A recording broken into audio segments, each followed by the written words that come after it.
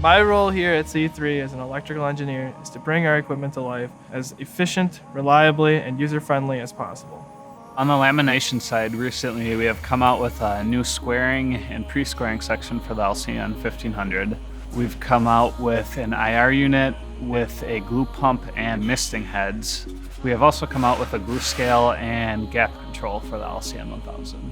In the past, our customers had to set the roll gap by hand. This was typically very time-consuming, and once it was set, they ran all their products at that gap. If they did have to change it, they usually had to clean the rolls, reset the gap, remeasure it. In some cases, they were putting too much glue on some layers and then not enough glue on other layers. A lot of times they had to find a happy medium. With our new roller gap control feature, our customers can now set each layer of each of their products to a different gap without losing any production efficiency.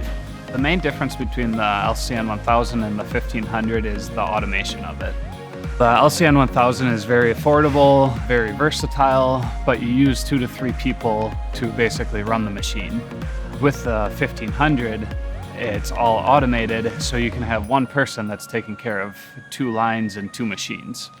The squaring and the pre-squaring section, we kind of redesigned them. We made them a little bit quicker and went with better known concepts. The ultimate goal of lamination equipment is to get it laminated and then into the package and then sent out to the customer.